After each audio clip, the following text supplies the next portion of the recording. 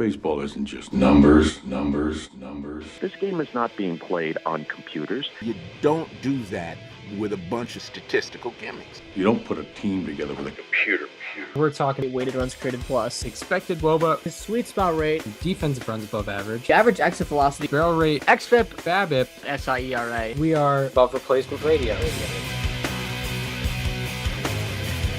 And welcome to Above Replacement Radio, where we're talking baseball kind of whenever. I am your host, Chris Gianta. Over there on the other side of the screen is Daniel Curran. How you doing, Daniel? Chris, I'm doing very well today. We've had another very fun week of baseball. Had some major breaking news right after we finished the last pod that we got to get into right now. It's been things that we've been out for a few months now. It didn't seem like it was going to happen, but Vladimir Guerrero Jr. will be staying a Toronto Blue Jay for the entirety of his Major League career, or at least the entirety of the bulk of his career. He signs a 14-year extension worth $500 million. Chris, I'll let you get started on this one. Yeah, definitely big news. It was kind of, he was going to be the marquee free agent of the 2025 to 26 offseason, and now he's off the table. And I think there was a lot of pressure on the Blue Jays to get this deal done, as he is sort of the face of the franchise and has, long been beloved ever since he was even in the minors, because of obviously his connection to Canada through his father, with Vladimir Guerrero Sr. being one of the greatest Expos of all time. Vladimir Guerrero Jr. coming up and being that symbol for Canadian baseball fans was definitely a big thing for them. And not only that, he's absolutely produced in the majors so far in his career at a very young age. Has a career 137 OPS plus in the majors as someone who is currently only in his age 26 season. So not only was he a fan favorite, he was also he's also a very good baseball player. So yeah, what did you think about this move? This was something that absolutely had to happen. The Blue Jays have obviously thrown a lot of money at a lot of people and gotten no results. They tried to throw 700-ish, whatever it was, million at Shohei Ohtani. They tried to throw 700 million at Juan Soto. They whiffed on a bunch of free agents this offseason. And the big question that I just kept asking myself, and a lot of people kept asking, was, how are they not throwing this money at Vladimir Guerrero Jr., the one guy that they do have, that I do still think it would be wise to give this kind of extension to? I know a lot of people are going to look at this and say, wow, 500 million for a first baseman. It still needed to happen. Like the competitive window for this team hard closes if Vladimir Guerrero Jr. leaves. They don't have the craziest farm system coming up. They probably weren't even really going to trade him at the deadline, because I think they were going to be competitive enough to go for it.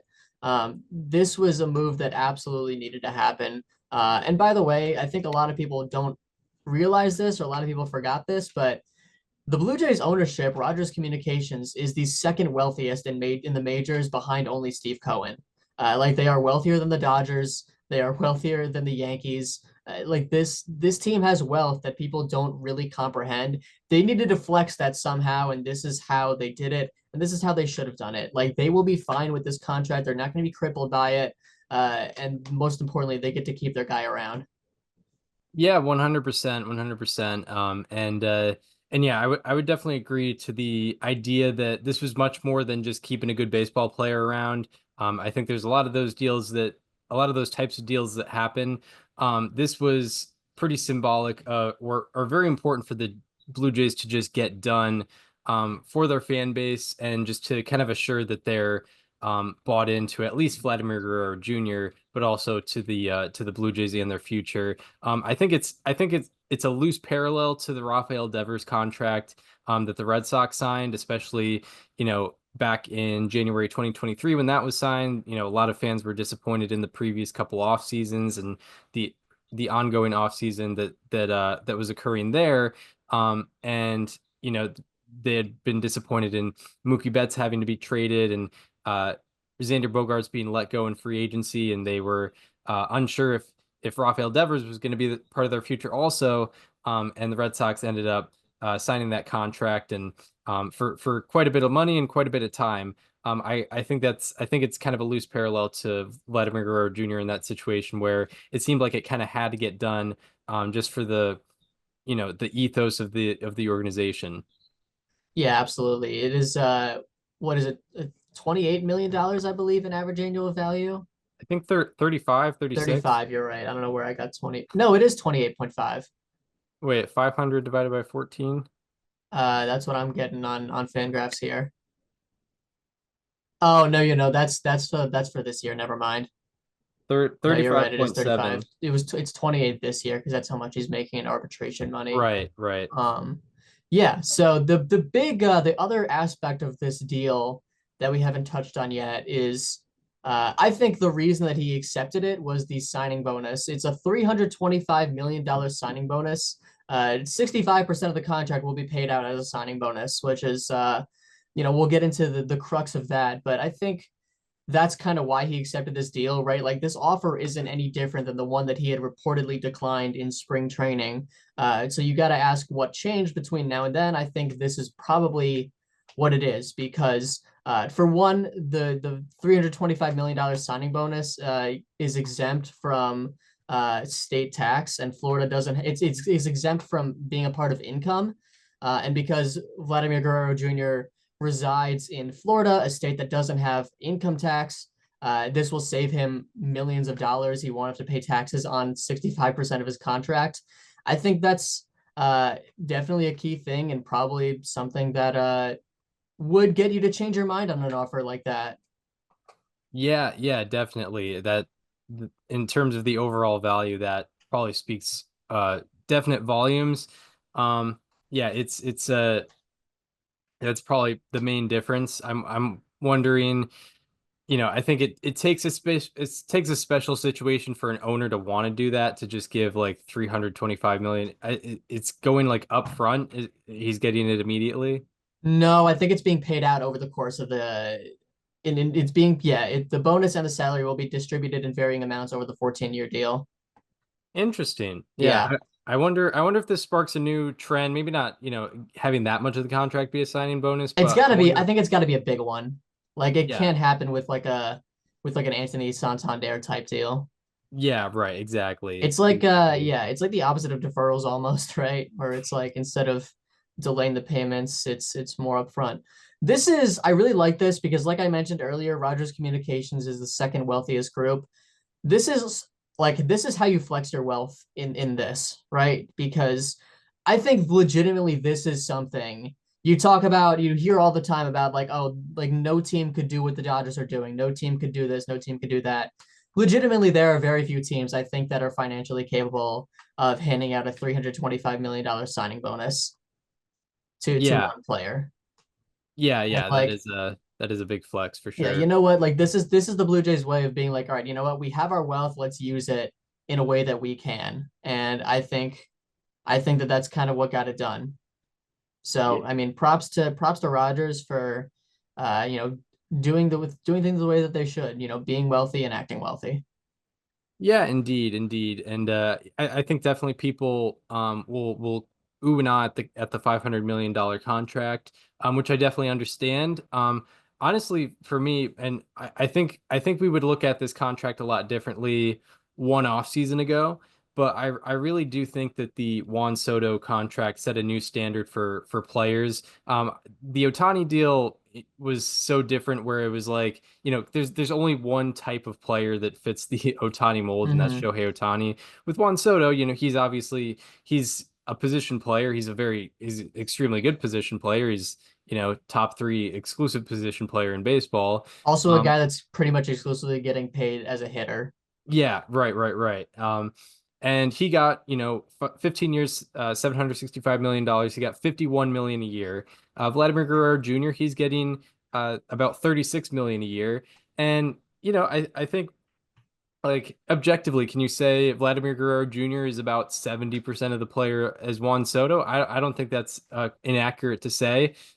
Even just like in terms of wins above replacement, I think he was at least 70% of what Juan Soto accumulated last year, and both of them had career years. Juan Soto more so. So yeah, I think logically it kind of it kind of makes sense given the new standard of contracts for really good hitters. And kind of looking at the standard that Vladimir Guerrero Jr. has set for himself. It's just a reminder of how much he's been able to produce at his peak, as young a age as he has been. In the wild card era, there have only been four players to have two seasons with 500 plus plate appearances and a 165 OPS plus or higher in their age 25 season or younger. Only four players have two such seasons. They are Mike Trout, Albert Pujols, Juan Soto, and Vladimir Guerrero Jr. So, in terms of youth and hitting production, Vladimir Guerrero Jr. is among the best. So, it's easy to expect even greater things to come in Toronto from him. Yeah, I think this franchise probably would have lost a lot of credibility if Vlad left. Like you look at their big contracts outside of Vlad, it's George Springer, who albeit has hit very well this year, but has shown signs of declining and also only has another year left on that deal after this year. Kevin Gausman, same thing. Andres Jimenez, which like is not exactly the type of hitter that you want to be parading around as your long-term guy. And then Santander, who they just signed. Like this is going to be like we've talked so much about like how many free agents didn't want to go to Toronto, even if they had the best offer or whatever. Even if they're adding so much to the payroll, this will increase the incentive for free agents to come here because I think a lot of people looked at this team and said, how competitive are you going to be next year if you let Vlad Jr. walk? I don't want to sign up for that for however many years. Now you don't have to do that. Now you get to look at this and say, all right, there is a middle of the order bat, a true middle of the order bat right here that will be here throughout the length of whatever contract that I'm being offered. And this team will always be in a position to win as long as that guy is there. Like this is a message that the Blue Jays are committed to winning not only now but in the foreseeable future. Like this is as long as Vlad Jr. is on this team, they're going to make an attempt to compete. And I think that's a very important message to be sending right now.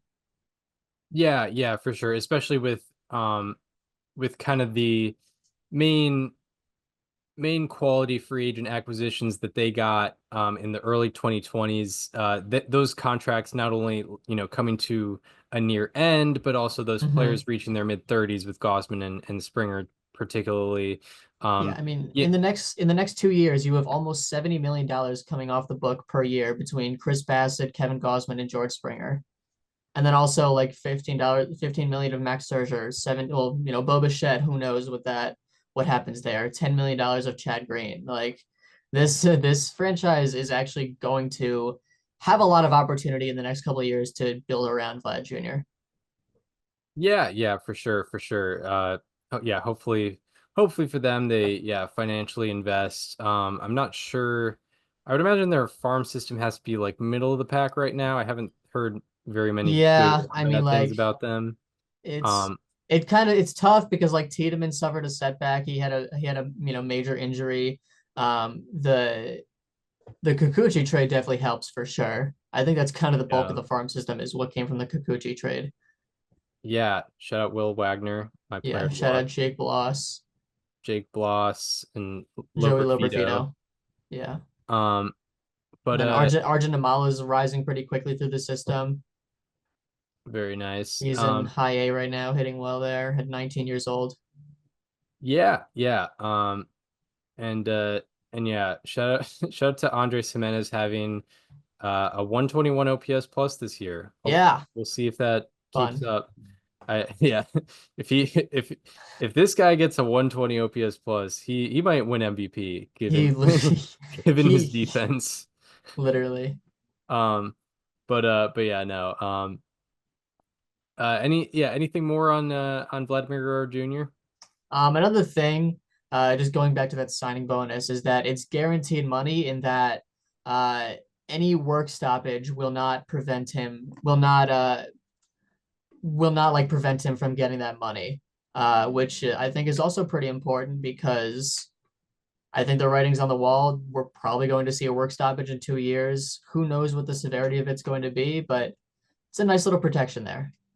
Yeah, in all likelihood, there will be 3 work stoppages Yeah, during his contract. Right, because it's every 5 years. Yeah, So there would be 3. Yep. It would be 26, 30 or yeah, 27, 32, and 37. The contract goes until 39. So yeah, free yeah, work stoppages. yeah. So he'll be good. There will almost certainly be at least one. Yeah. Oh yeah, definitely.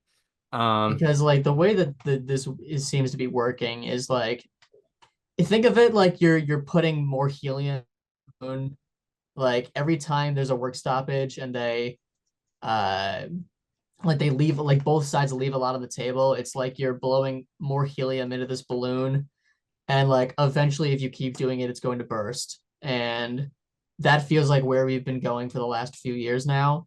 Maybe that burst happens in 2027. Maybe it you keep blowing helium in this balloon. Uh and I don't know what that burst looks like. I don't know if it's a full season. I don't know if it's like a large chunk of games, but like something's going to happen at some point in this contract that will make Vlad Jr. very happy that his signing bonus money is guaranteed.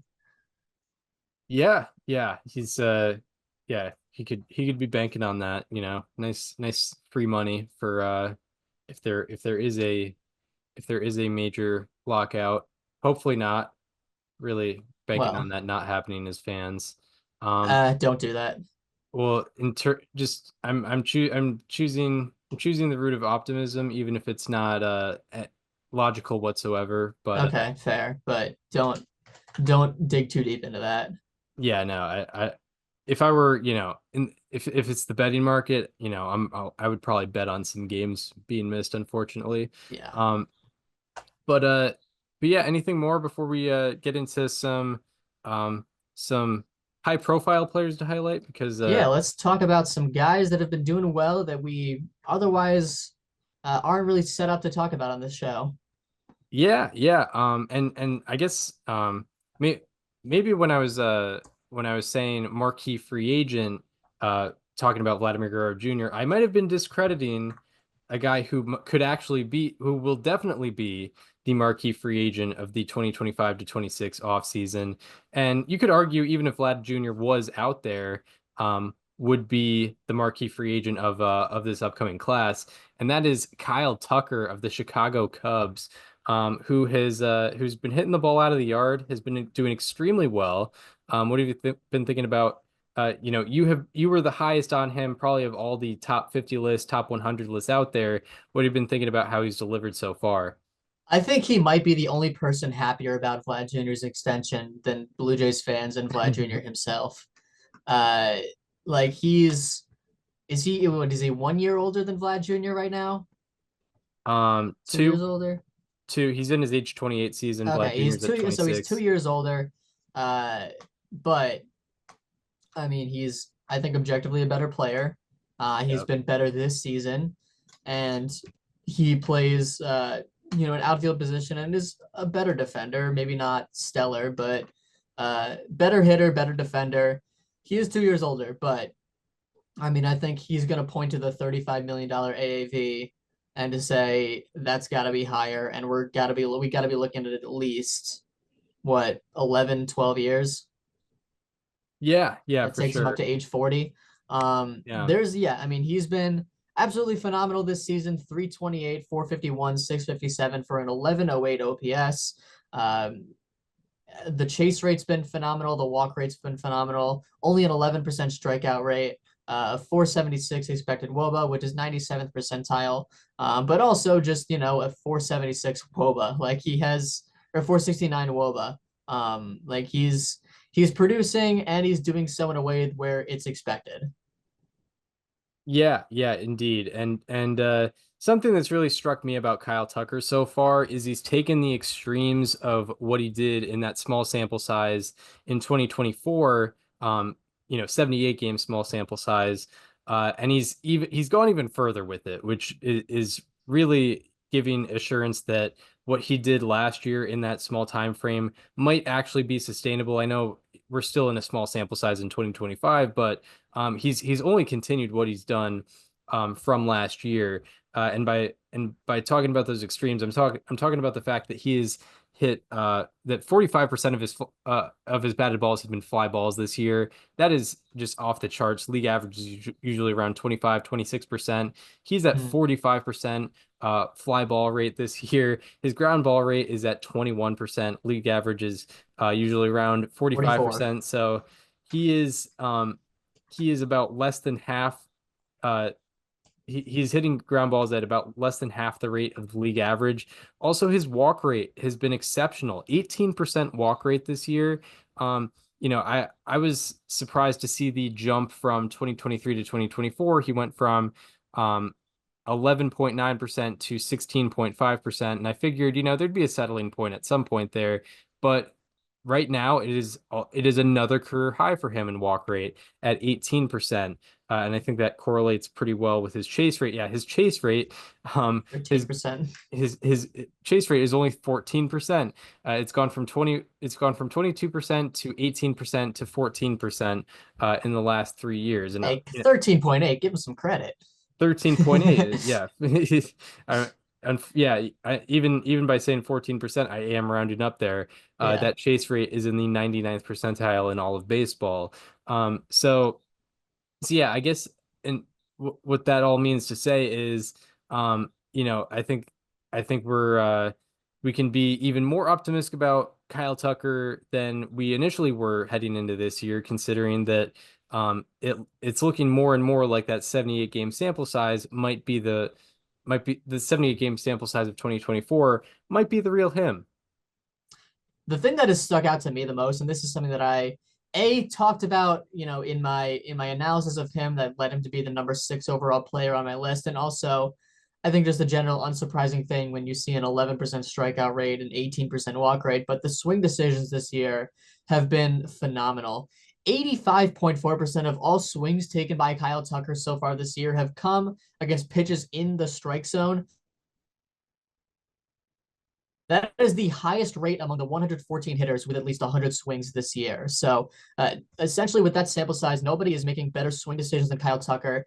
You can see that it's paying off both in the strikeout to walk rate, but also just in the results that he's getting, right? He's hitting the ball hard. He's hitting it in the air. He's pulling it at a 44% rate. He also has a 44% sweet spot rate. He's also hitting a decent amount to center because the expected numbers are actually much better than the actual numbers, especially on the slugging front.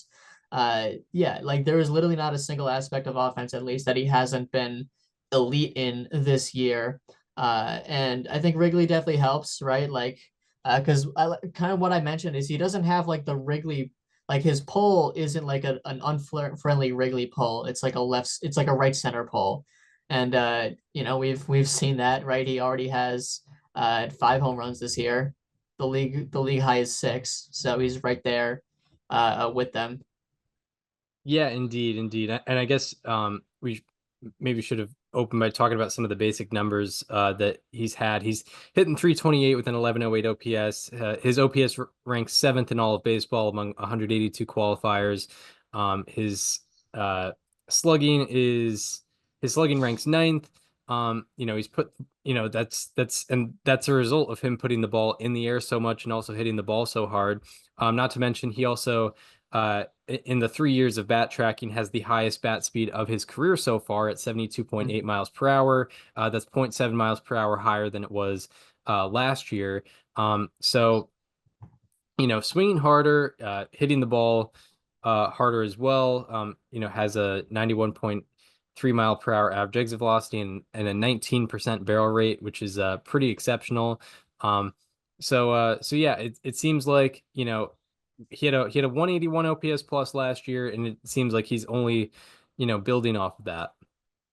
I think the expected home runs per ballpark is broken for the minor league parks because it says that Kyle Tucker has 0 expected home runs in both Tampa Bay and the Athletics. He's literally hit 2 home runs at Suter Health Park. So I don't know if that's I don't think that's legit. Yeah, something tells me that's off. Because yeah, when I go to the like the StatCast spray chart, and I switch to the the Athletics ballpark, it's still the Oakland Coliseum. So I think they're still making adjustments with that. Yeah. Well, it's actually kind of funny. Outside of that, he has at least 5 or 6 expected home runs in every ballpark except Wrigley, where he has 4. Right. Um, which So is Kyle Tucker, don't look at that. Cubs do not show him that if you're trying to extend him, which I think they need to. yeah, Like exactly. another thing, where like the Cubs need like a guy offensively that is their guy, and right now Kyle Tucker's that. Yeah, I mean they haven't really had that guy since I guess Chris Chris Bryant. Bryant. Yeah. Um, but Also, like the Cubs are a big market team, or at least they're supposed to be. They only have guaranteed money to one player beyond 2026. that's insane. I did not know that. Yeah. Ian Happ is a free agent after 26, Seiya Suzuki, Jamison Tyon, Matthew Boyd. There is player options for Shota Imanaga, but you wouldn't call that guaranteed right now. Nico Horner is a free agent after 26. Yeah, they literally only have guaranteed. Then there's also there's vesting options for Matthew Boyd and Carson Kelly, but guaranteed money only Dansby Swanson. This is a team that's in a perfect financial place to extend Kyle Tucker, even if it's 550 to $600 million extension. Um, yeah, no, 100%. It's yeah, it like yeah, the Cubs really have no excuse not to just This should be the number one priority right now for the front office. Like the number one, two, and three priority yeah, for sure, is for get sure. this done right now because honestly, like, this is a team that has a chance to run away with a very uh spotty division, we'll say, right? Like the Pirates are quote unquote up and coming, but are they really? The Reds have some pieces, but they've never really put it together and they're not going to spend. The Brewers are, they're obviously talented and always will be, but you have a chance to really pull away from them if you can build a team that is supposed to win every year. And with Kyle Tucker, you can do that. I mean, they Yeah. are they are right, like they have the best record in the division right now. They're 10-5 since opening day.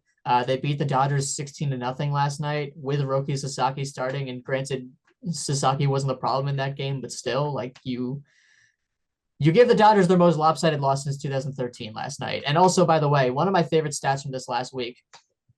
Since 2015, the Cubs have had two games in which they've, as a team, put together an expected batting average above 410. Both of those games came in the last week.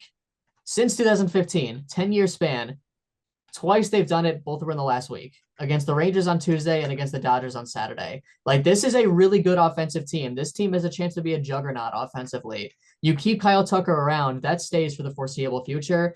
And it also, you also have so many guys coming up from the minor leagues. Like Matt Shaw, is up from the minor leagues and is struggling right now, but that's natural. There's so many guys, whether it be like Kevin Alcantara in the minors, whether it be Owen Casey in the minors. You have guys like Moises Ballesteros at catcher. Like there are so many hitters on this team. Jefferson Rojas in high A. Like there are so many high end prospects on this team that have a chance to make a real difference coming up in the next few years. If you extend Kyle Tucker, you have all the prospects, or at least some of them, uh, you know, in their pre-free agency years, plus Kyle Tucker, plus Dansby Swanson at defense, and at shortstop. Like this, you have a chance to build a sustainable winner right now if you extend Kyle Tucker. Like that has to happen. Yeah, and then if you don't have room for them, you can trade them for a really good pitcher or something like that. Yeah, Like exactly. the Red Sox just did. Going back to your point about like, the Cubs running away with a spotty division. I mean, the like it should be that way.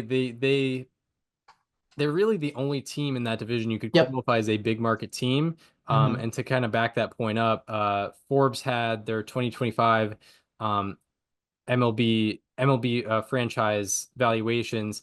The Cubs were the only NL Central team in the top 10, and they were number 4. So they're Yeah. pretty far and away, more valuable than all the other teams in the NL Central. The Cardinals are number 11, and then I would imagine everyone else is in the bottom half, and yeah, you'd have to go down to the Brewers at number 20 to get the third most valuable team in the NL Central.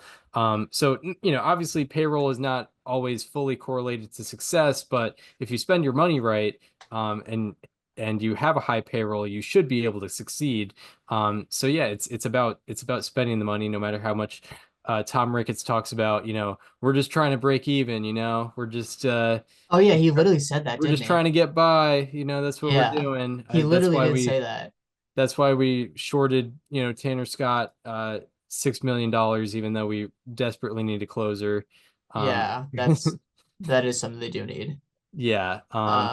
Yeah. But yeah, you know, all t player violence for Tom Ricketts and his financial needs.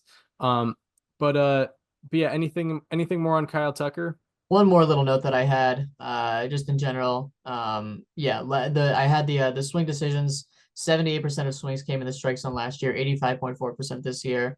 The Crazy. 20.7% ground ball rate is the fifth lowest among the 270 qualifiers, according to Baseball Savant. Yeah, pretty amazing.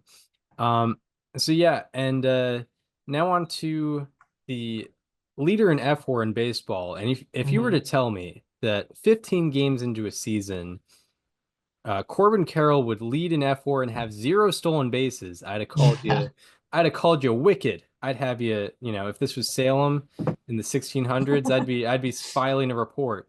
But yeah. that is the case. That is the case right now. Yeah, by the way, he hasn't even attempted a stolen base either. That's yeah. He's well probably because he's never on first, but he's always on second, Yeah, third, or hitting a home run. yeah, that's the Um, problem. yeah, he is hitting the ball unbelievably. He currently has an 1107 OPS. He's slugging almost 700. What have you been thinking about what Corbin Carroll's been doing so far this He's year? been so much fun to watch. And this is why we look at season-wide trends, right? Because I talked about in the offseason, you look at what changed between the first and the second half of the season, and everything that he did in the second half looks sustainable, right? He was pulling the ball, he was hitting the ball harder, striking out less. There were so many things that he was doing that indicated the second half version of Corbin Carroll, the one that we saw that looked closer to the rookie of the year version, there's good reason to believe that that guy will come out in 2025, and he absolutely has. Just a couple notes. He has a 61% hard hit rate this year, 61.5%, I believe, 61.4% is the actual number. That is the steepest increase in hard hit rate since last year. Excuse me, the second steepest increase. Yeah, he's upped it by 20.6%. It was at 41.1% last year, 40.8% last year. And yeah, the second steepest increase in hard hit rate. And the biggest thing, and this is what I talked about last year, and it's coming through again, 61.5% of fly balls hit by Corbin Carroll this year have been barrels. Higher rate than Aaron Judge, higher rate than Shohei Ohtani, higher rate than Kyle Tucker, higher rate than any other hitter with at least 10 fly balls this year. And additionally, he's increased his pulled air rate by 10.7%. So not only is he hitting the ball hard, he's pulling it. He's doing all the things that you're supposed to do. Every time I watched him, it feels like he's getting a hard hit ball that's pulled and in the air. Like it's happening all the time. He also changed up his stance this year. If you saw, like he has the bat like more angled towards the pitcher. The swing is the same. It's just the stance is different. Yeah, it seems to be working for him. And to tag back to the year-to-year changes in that leaderboard, of the 188 qualifiers in year-to-year changes, he has the third largest jump in average exit velocity and also third largest jump in barrel rate. I mean, the fact that he's barreling up over 20% of the batted balls that he's hitting, which is pretty unbelievable considering the diverse skill set that Corbin Carroll generally provides all the time. And his defense is also on a rate basis the best it's looked. He has 2 outs above average in this young season, and also +1 arm value, which he's always struggled with. He's never had a great arm value, but this year it's so far it's a positive. Obviously, and it's a small sample size, and that can always change, but that is a sign in a positive direction. And yeah, once we reach a larger sample size, he'll also probably be stealing bases at a pretty high rate because Mhm.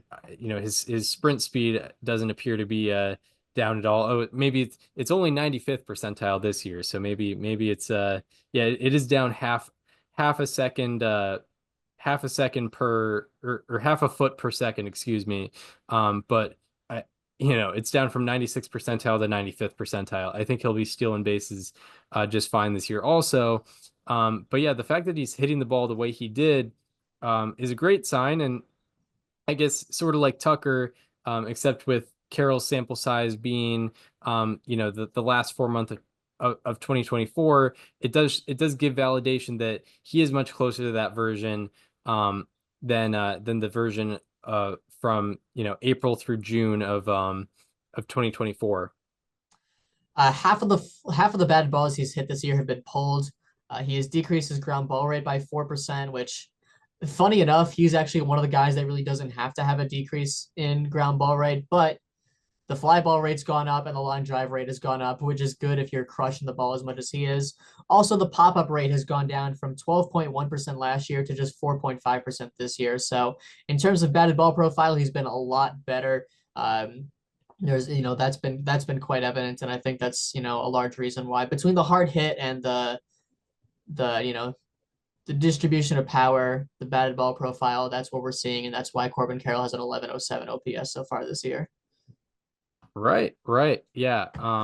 And yeah, he's obviously someone that doesn't need to have, like a 1000 OPS to compete for MVP, but if he's gonna do it, then then yeah, that puts him in a great spot. That'll make him extremely, extremely valuable. Anything more on Corbin Carroll? No, let's talk about another guy that what an outlier that James Wood has been, right? Like, if you cover up a name and say this guy has a 66.7% ground ball rate, a 31.7% strikeout rate, home run rate, and has never pulled a ball in the air this year, and I asked you what his weighted runs created plus was, what would you say it was? Yeah, I'd say that's probably in the 40s or 50s. Yeah, well, James Wood has a 982 OPS. Yeah. What an out, yeah, like I said, an outlier, right? Like there's two ways to look at this. You could look at this and saying like, man, he's clearly not going to be that good the whole year if he's going to continue to do all this stuff. Or you could say, hey, imagine his ceiling if he fixes one of these three major flaws. Or how about two of them? Or how about, I mean, this is a lot to ask, but what if he fixes all three of them? Right, right. What if he drops his ground ball rate, let's say to like 48%. We can keep it above league average. Let's say we drop his strikeout rate to like 27%. And let's say we up his pulled air rate to, I don't know, 15%. What if he pulls 20% of his fly balls? How freakishly good is this guy going to be if he can do those things? Because he's already freakishly good now. The one major note on James Wood for me, and this is, I think, kind of essential to him succeeding in the big leagues given the things that he struggled with, but his 104.5 average exit velocity on line drives and fly balls is the highest among qualifiers. This is kind of what we saw at a William Contreras last year, where he did hit a lot of ground balls and he didn't pull a lot of the balls, but when he did hit it in the air, it was some of the best contact you see in the majors. James Wood kind of has to do that, and guess what? He's doing it. And not only that, but I think there's good reason to believe that he can sustain it. Yeah, absolutely, absolutely. And yeah, I think honestly with James Wood, using William Contreras as a parallel is very, very accurate, because I think something each of us were concerned about heading into 2024 with William Contreras was, can he sustain this level of offensive success he had, considering, he's always hitting, 53, 55% ground balls. Normally players with the level of results that William Contreras gets are not hitting that many ground balls, but he's managed to just maneuver his way around it and still do well. And I'm sure he would be better if he didn't hit as many ground balls, but I guess that is kind of his style, and that's where he's most comfortable. It could be the same case with James Wood. And it's not like, even with, striking out over 30% of the time and hitting two-thirds of his batted balls being ground balls, and him having almost a 1000 OPS, he's not necessarily he's not lucking his way into this. His expected WOBA is over 400. His expected WOBA is within 8 points of his actual WOBA. He's underperforming his expected slugging, which I guess, it can definitely be explained by the lack of pulled fly balls. And also his BABIP is 44 points lower than it was last year. His BABIP is 321. And given his average exit velocity, and especially average exit velocity on line drives and fly balls, it makes sense why his BABIP would be above league average, but it's 321. It's not anything crazy. There's still guys out there BABIP being, over 400 at this point in the year. So yeah, even with the obvious, not to be too critical, but even with the obvious flaws in the approach, I think he can still just be a really good hitter through all that, and follow, I guess, that William Contreras model. Going back to what I mentioned earlier with Kyle Tucker, the swing decisions, right? James Wood has swung at 49.3% of pitches in the strike zone, and he's chased the 30% of pitches outside the strike zone. With Kyle Tucker, I talked about, right, 85.4% of swings coming on pitches in the strike zone. For James Wood, that number is only 60%. It is the 1, 2, 3, 4, 5, 6 lowest rate among the same list of 114 hitters with at least 100 swings taken this year. Yeah, like I said, still, like, the approach is not good, to be honest. But it's obviously not essential if you can just simply have an average exit velocity of 94.5 miles per hour and a 27.3% barrel rate. Yeah, Which exactly. is, it's that simple, really. You can bypass all of that stuff if you just absolutely kill the ball every time you hit it in the air. Yeah, 100%, 100%. He also hasn't hit a pop-up yet, which is good. He had a 1% pop-up rate last year, which is also, I think, pretty essential to his success. Yeah, we do sometimes forget about that. Like, him having a 66% ground ball rate, or 67% ground ball rate, and a 1% pop-up rate is better than a 57% ground ball rate and 11% pop-up rate. Like, you never want to trade any type of batted ball for a pop-up, because I think the slugging percentage, especially on when you have pop-ups, 82nd percentile sprint speed. Yeah, the slugging percentage on pop-ups is about 0.20. So yeah, it's always almost a guaranteed out. But yeah, barrel rate, by the way, yeah, James Wood's barrel rate out of the Third highest. 273 hitters with the qualified amount of batted balls, is the third highest of those players. Yeah, Another perhaps thing, his record average bat that. speed has increased nearly 2 miles per hour since last year. His fast swing rate has increased 20.3%. We'll have to see how sustainable that is, because last year, if you look at his average bat speed by month, it was around it went down like 2.5 miles an hour between July and August, and then in September. So, he's a young guy. He's 22 years old. I could see a situation where he's just going all out right now, and then the bat speed kind of dips as the year goes on. And he's a lot more sore. He's played a lot more games. Like, that's an easy scenario, but definitely something to watch for sure. Yeah, it's until it is going to be a weird situation, because no matter how much offensive success he has, until he fixes the ground ball rate, all the analytics people are going to be wondering what he could be, no matter how good he is at the current moment. Yeah. But yeah, anything more on James Wood?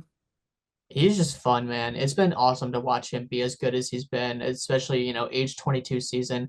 Another thing I will admit, like, StatCast does appear to be quite conservative with what they consider a pulled or opposite field fly ball. Like, James Wood hit a home run earlier this week against the Dodgers, and like, it was to left center field. Like, you watch the home run, it's left center. They considered it straight away, and if they counted it as pulled, no one would have batted an eye. But it was very much But between, or if you right center? right center, yeah, that's what I meant. Sorry. Yeah, Yeah, like, if you look at it on the spray chart, you could see where it is. If you watch the home run, you could see like how you could consider it pulled, but they did consider it straight away. yeah, it is tough, because you do have to. you do have to divide the outfield into thirds, and sometimes even if it's 375 to the fence, it might lie within that straightaway third. Mm-hmm. But yeah, that's part of what's fun about the expected home runs stat, is it kind of considers that.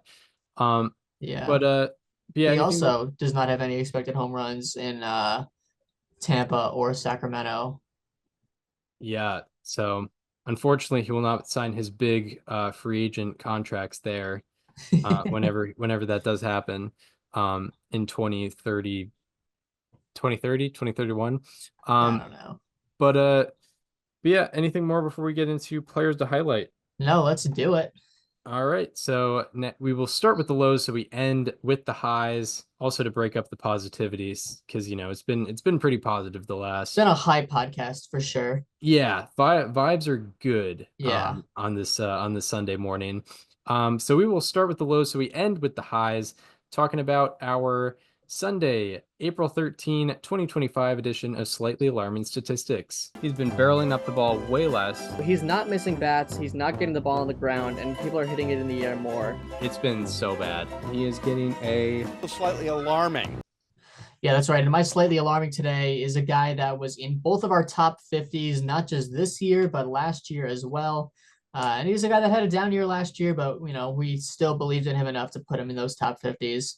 Talking about Marcus Semien from the Texas Rangers, who has not performed very well so far this season. I was hoping, because it was an odd year, it would be one of those random MVP caliber seasons that he has, and it's still very possible for him to do it, but hasn't gotten off to a good start. In 62 plate appearances so far this season, he is slashing 123, 194, 193 for a 387 OPS and a 13 weighted runs created plus to go along with negative 0.3 FWAR. Among all qualifiers, the 182 of them to be exact, he ranks 6th lowest in batting average, 11th lowest in OBP, 6th lowest in slugging, 5th lowest in OPS, 6th lowest in weighted runs created plus. So essentially, he's been, you could argue, a bottom 5 qualifying hitter in baseball this year. Marcus Semien has seen a steep increase in ground ball rate this year. It's gone from 39.6%, which is where it was last year, to 48.9% this year, which is a career high in any season for him. His line drive rate and his pop-up rate are at an identical 11.1%. He has as many line drives as he has pop-ups, which, as Chris mentioned earlier, you never want to trade anything for a pop-up, especially a line drive, because that's your most guaranteed shot of getting a hit. That line drive rate, as you can imagine, is a career low for him, and it's not going to stay that low, but that's not good. His barrel rate on fly balls this year is at 15.4%. That is the lowest he has seen in any season since 2020. And additionally, and this is probably the biggest thing, he has an 88.7 mile per hour average exit velocity on fly balls, which is tied for the 9th lowest among the 117 hitters with at least 10 fly balls hit this year. On that same list, Semien has hit 61% of his fly balls at or below 90 miles an hour, which is usually not going to get you a home run unless it's pulled down the line. And that is the 6th highest rate on that same list, the 61.5% fly balls being at or below 90 miles an hour.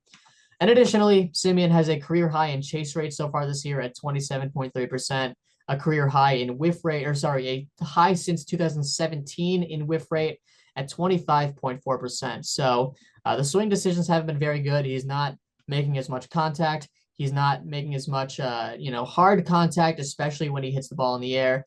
Pop-up rate is too high. Ground ball rate is too high. Line drive rate is too low. And because of that, Marcus Semien has been arguably a bottom 5 qualified hitter in baseball. Yeah, Marcus Semien. Slightly alarming. Yeah, so we are doubling up this week, or doubling down this week. It's gotta be like the earliest first time we've done it in a season, right? Yeah, Maybe. possibly, at least in terms Maybe. of this being our third episode of the season. Mhm. Yeah, it could be there. I feel like maybe it's possible we've had an opening day one, because also you do 2 how about that, so That is true. so there is more opportunity to overlap. However, it does seem like the earliest in a good bit. And yeah, this is even more concerning for me, because I had him top 30 in my list. I got him 32. Yeah, I had him Item 29, I think you had him 47. Did I? Did I have him that low? I believe we could check the ARR Instagram, unless Yeah. I relayed that incorrectly, but I believe you had him just cracking the list. I that actually does sound a little more correct. I did indeed have him at 47. I had him 26 in 2024. Yeah, right. But yeah, in 62 plate appearances, Marcus Semien is hitting 123 with a 387 OPS. Out of 182 qualifiers this year, he has the sixth lowest batting average and slugging percentage and fifth lowest OPS. Out of 140 hitters with 200 plus pitches seen this year, he also has the 12th lowest expected slugging and the 8th lowest expected WOBA. He has a 49% ground ball rate, which would be the highest of his career. And his line drive rate, as you mentioned, is also 11%. Out of 231 hitters with 25 plus batted balls this year, his line drive rate is the 13th lowest. Bottom 6 or 7% there in line drive rate. Also, his sweet spot rate is 18%, and out of 231 hitters, his sweet spot rate is 9th lowest. I believe that might also be 4th percentile on his Savant page. I forgot to write it down. But yeah, it is very, very low. And sweet spot rate accounts for, usually all line drives and also competitive fly balls, I guess you would call it. Semien is about 4th percentile in that category. So not the greatest. But yeah, I'm sure he can bounce back. But right now, Marcus Semien is looking slightly alarming. So yeah, now we move on to players or subjects that have been outperforming expectations with our Sunday, April 13, 2025 edition of How About That? He's striking out less, walking more, and he's also making better contact. Turning into a strikeout machine just out of nowhere. He's been excellent all around this year. And he is getting a How about that? Yeah, so for my How About That today, very happy about this one. Have very much enjoyed watching this guy do what he's done this year. Talking about Spencer Torkelson from the Detroit Tigers, and it was a weird offseason for him. He got moved off his position after one bad season, despite being kind of heralded as the future of the franchise just a year prior to that. I was very worried about sort of the mental impact that was going to have on him and if it would translate over the field. But it really hasn't in 62 plate appearances this season. He's slashing 314, 419, 647 for a 1066 OPS, 202 weighted runs created plus, and 0.9 FWAR. Among all qualifiers, he ranks 11th in OPS, tied for 11th in weighted runs created plus, and tied for 8th in FWAR. He hit his 5th home run of the season, I believe it was, yesterday on Saturday in the 6th inning against the Twins. And that was his 5th barrel of the season. Last year, it took him until May 19th to get to 5 barrels. We are at April 13th as we're recording this. So he is very much ahead of schedule in regards to his season compared to last year. And the biggest thing, and I think this was what we saw out of Torkelson, not to this degree, but to a full season scale in 2023 when he hit over 30 homers, he has pulled 64.7% of his batted balls, the highest rate among all qualifiers. He also ranked 6th with a 38.2% pulled air rate and tied for 7th with a 20.6% pulled fly ball rate total. And also so far this year, Torkelson has pulled 58.3% of his fly balls, the 6th highest rate among the 117 hitters with at least 10 fly balls hit, which is what I like to see. Obviously, Torkelson's a guy that's powerful enough to where if he pulls the ball enough, good things will happen, and they have. So that's exactly why you're seeing that kind of performance out of him. 33.3% of fly balls hit by Torkelson this year have been pulled and barreled. That is the 3rd highest rate, tied for the 3rd highest rate on that same list of 117 hitters with at least 10 fly balls, which is exciting. Also, between 2024 and 25, his pop-up rate has gone from 13.4% to 12.9%. The steepest decrease among all qualifiers, the 10.5% decrease in pop-up rate. No one has seen a more drastic decrease, which is excellent. Also, and I have visual aid for this, he has made some drastic changes to his stance and his swing since last year, which have proven to pay dividends for him. To start, he is standing 5 inches deeper in the batting box, so essentially farther away from the pitcher slightly, which is, giving him time to time stuff up a little better. His feet are 10 inches closer. They've gone from 36 inches apart to 26 inches apart. And he's also opened up his stance by 14%. So essentially his his front foot has been further back in the box compared to his back foot this year, compared to the year before. Like I said, I have visual aid if you want to let me share my screen here, Chris. So this is a good ARR on YouTube moment, but you look at Spencer Torkelson's stance here. On the left, you see 2024, and on the right, you see 2025. You can look at, first of all, if you look at the bent knees, right, he's standing a lot more straight up in 2024, and he's got the bent knees there in 2025. The bat is, lower to his shoulder in 2025. And then, yeah, you look at those feet. You could see that the front foot is, further towards the third base coach in 2025. And then you can, it's hard to see here, but they are closer together there. So the changes to his stance appear to have paid some major dividends for him in this good start that he's had to the season. He's been pulling the ball more. He's been hitting the ball harder. And that's why you see him perform the way that he has. So Spencer Torkelson is my how about that. Yes, Spencer Torkelson. How about that? Yeah, I do enjoy the stance stuff on Savant now. I would say the fact that we have it now is so beautiful. Yeah, because I mean, obviously, most of the data can be pointed to this, but like it is cool to see like actual coaching adjustments be, numerically kind of displayed or justified, like whatever word, whatever verbiage is correct there. But because obviously all these players make adjustments over the offseason and whatnot, but we actually get to have something numerically defined to see like, oh yeah, that is an actual adjustment that's happening, and it seems to actually be working out for them, or maybe it's working against them, who knows. Unequivocally, like if there's one thing that baseball does better than any other sport, it's making stuff like this publicly available. Like the NFL still needs cameras to like figure out like if it's a first down or not. Right. And meanwhile, baseball is like, here's the exact spot where he's standing in the box, like told through our graphs and charts here. And here's how it's changed since last year. Yeah, exactly. We are in the second industrial revolution while everyone else is inventing fire. Like we are so far ahead, it's not even funny. Yeah, that's true. That's true. Yeah. Like with football, anytime they show like how fast they run, it's like, look at this super crazy stuff. They're yeah. Yeah, right. Look at how fast they're running. It's like, yeah, we've had that for a while in baseball. It's like, yeah, what about the way they stand when they play their sport? What about that? Does football have like quarterback like throwing velocity?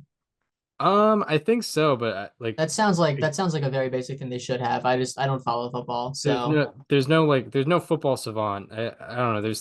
There's Pro Football Focus, but you need a subscription for it, and I don't know. I think a lot of that is also still eye test. Based on how they evaluate the ball things. just comes out different from Patrick Mahomes. Yeah, that's just the type of stuff you see out of Patrick Mahomes. But yeah, so my how about that? Not to, completely self-flagellate here, if that's the correct term, but I'm doing another victory lap. Dude, we've been kind of killing it this year. We have some guys. Yeah, we have some guys. Last week it was Ben Rice of the New York Yankees. This week it is Tyler Soderstrom of the Athletics. It's deserved. Yeah, in 63 plate appearances this year, he is hitting .321 with a 1075 OPS. Out of 182 qualifiers this year, his slugging ranks 7th and OPS ranks 10th. Also, his expected WOBA is in the 92nd percentile, and his expected slugging is in the 95th percentile. He has a 92.6 mile per hour average exit velocity and 18% barrel rate, which are in the 83rd and 90th percentile, respectively. Along with hitting the ball hard and in the air, he's also pulled 33% of his fly balls. That's about 7% above league average, 7 percentage points above league average. His sweet spot rate is 41%, which is in the 81st percentile, and he has particularly been doing his damage against fastballs, as out of 166 hitters to see 100 plus fastballs this year, he has the fifth highest slugging against them and 12th highest average exit velocity against them. Also, his strikeout rate is 5.9 percentage points below what it was last year, and his chase rate is 5 percentage points below what it was last year. So hitting the ball extremely hard and also improving his approach in terms of, making contact, on a plate appearance per plate appearance basis, and also chasing less pitches out of the strike zone. So yeah, I mean, kind of on all fronts for Tyler Soderstrom, he has made strides from 2024 to 2025 in the small sample size he's had this year. But I think one of the things I wanted to see from Soderstrom is him become, a reliable everyday player, and that seems to be, it would be pretty stupid for the Athletics to take him off the field at this point right now. So yeah, it's just yeah, I think he's heading into, or he's in his age 24, 25 season. He's a young guy. Seems to be only getting better, and has had a great start to this year so far. So Tyler Soderstrom is getting a. How about that?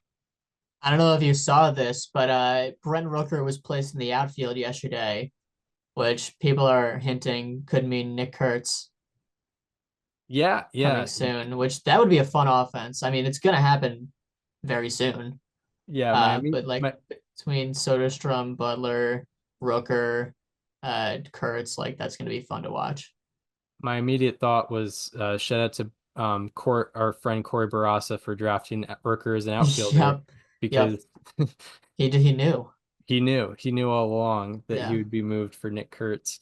Yeah, very cool for the Athletics. An exciting offense. Maybe not the best offense in the world, but they got some exciting guys, and Tyler Soderstrom is becoming one of them. Yeah, anything more before we wrap up here? No, I think that's all we had for today. Very fun pod. And by the way, one thing that I'm very excited for tomorrow, assuming he's going to play, I don't know. I mean, I know he struggled this year, but Pirates at Nationals this week, which means we get the Paul Skeens versus Dylan Cruz matchup. Ooh, yes. Yeah, that's going to be very fun. I'm very excited for that. The 2023 MLB draft, showcase there. Number one, the number two LSU draft showcase. Picks. Yes, and former teammates as well. Former teammates, top 2 picks in the draft. Dylan Cruz is the only qualifier, I believe, without an extra base hit this season. Yeah, he was a candidate for slightly alarming. Yeah.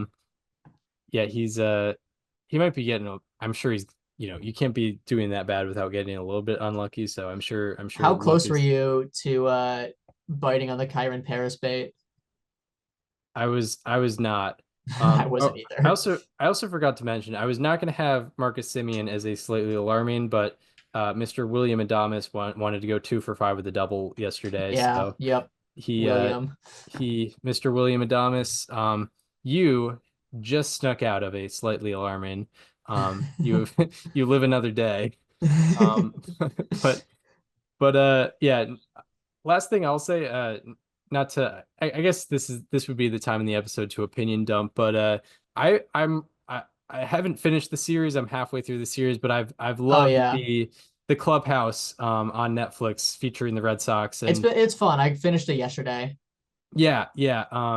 It's episode 4 particularly, I'm sure might I don't know if they give I don't know if they give Emmys for single episodes of a documentary, but just the way the sequencing of it, and not just because it was a heavy subject, obviously with it being a heavy subject, it's going to get more attention, but the storytelling was pretty amazing, and the way they sequenced it, I found was really, really impressive, and also a joy to watch. And yeah, when this whole ordeal was announced last year, people were kind of wondering what the deal was. The Red Sox weren't expected to be a good team. So I think what the hope was that it was going to be, a very good behind the scenes, digital storytelling of just a general MLB clubhouse and the stories within that. And, I think Netflix has done a good job with that. And, with a team not being as good and there not being as many stars, I think you do get more accessibility than, if they went to the Yankees. I don't think they're not getting the same accessibility out of Aaron Judge as they are, Jarren Duran and Tristan Cassis.